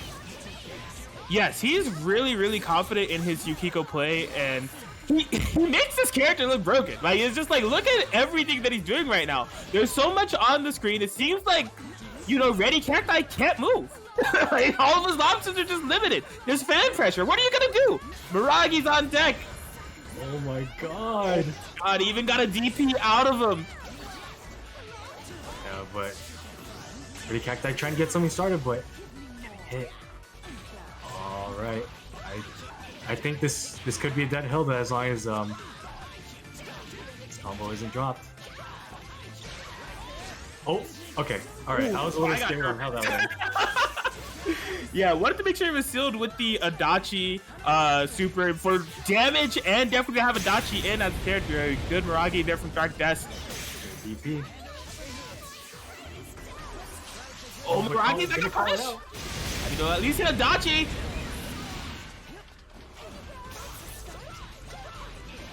Okay, well, this is a good hit for RettCacti, right? Drain out some of that resonance there from Yukiko. It's gonna be hard for her to gain any stacks or life now. Oh, the reset, and RettCacti taking game 3. Not out of this just yet. Dirty stuff. I keep getting thrown off by these setups that RettCacti is doing, off of doing that whiff call 6P to set up the sandwich situation with that Yosuke. It is so dirty. It's like, oh, it's the end of the combo, and you know, RettCacti dropped the 6P at the end there, but no, it's all a setup. Get ready. Super strong. Well, that is a good game for RettCacti to have on their side in terms of having to make this reverse 3-0. I mean, we have seen the reverse 3-0 in the top 8 qualification true combo from Jan just in the last set. Unfortunately, it was to Darkdes' demise. Unfortunately, we're not seeing a repeat situation of that. Can't escape from crossing fate. Oh boy, the Zio. Okay, able to burst Yukiko in safely, getting reward for this DP this time. They open up right there. Oh, unfortunate drop by RettCacti right there. Bursting in. Ooh. Oh my gosh, the falling pain.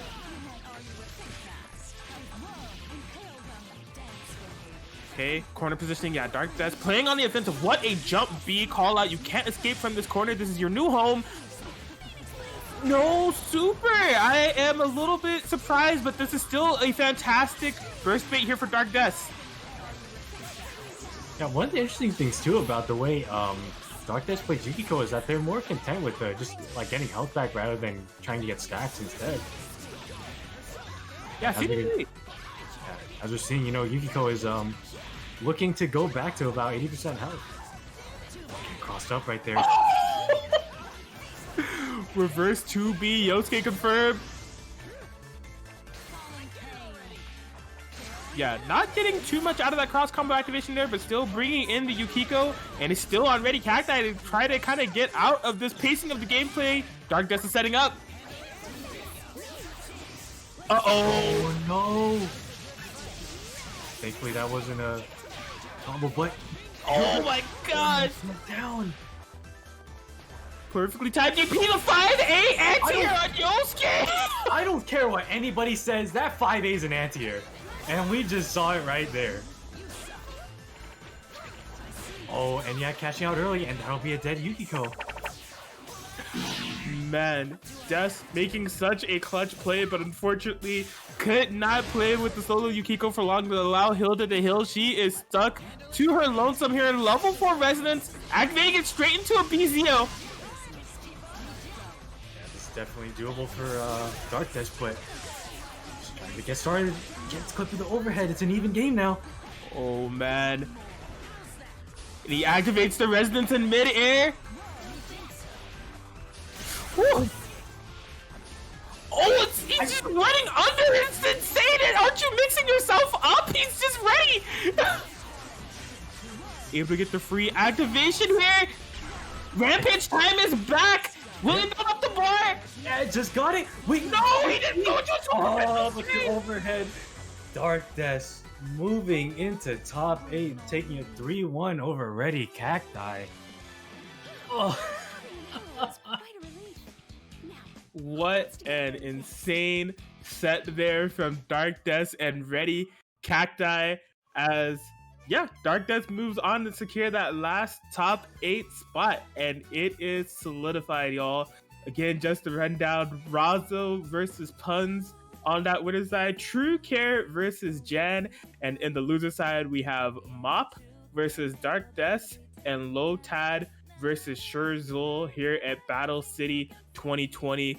Crazy good gameplay that we've seen here at Battle City thus far, and some crazy good gameplay that is on the horizon, and we're gonna get to it just after a quick 5-minute break to get things set up over here. Don't go away. But before we go, Atkins, I think there's one thing we gotta do. You know what? You're right. Look, while we're on this quick break, you know, go get your water, you know, go take maybe a quick bathroom break or whatever you gotta do, and make sure if you haven't by now, check out that match that's in the chat, all right? You have a free code that you can use. That Battle City 2020 is gonna give you the free 50-cent donation to this pot, which is definitely looking lovely, currently sitting on $251.25. So use that code BattleCity2020 for the free 50-cent donation. Plenty of ways to still donate free money if you check out those sponsor quests on the side that donates free money, or you could do a direct donation, right? We would greatly appreciate that, and you could even receive some items for that direct donation if you check out the marketplace. We have quintessential quintuplets, charms for sale, and some manga courtesy of Kaiten Books, always keeping us stocked with the greatest manga. But of course, check out the Matcherino code BattleCity2020 for the free 50-cent donation. And also, before we go, as always, thank you so much to thank you to the viewers, and thank you to the players for participating tonight, and thank you to also our sponsors and the people that have helped us make this event possible. Shout out to Neo Celeste Gaming, Don Khan, aka I See You Hater, the Homing Cancel Homies, and last but not least, Kaiten Books. Thank you all for supporting us and making sure this event runs, or making this event happen. Absolutely. Battle City 2020 top 8 action coming at you soon. We'll see you soon, guys. There's a quick 5-minute break. Don't go anywhere. Stay tuned, everyone.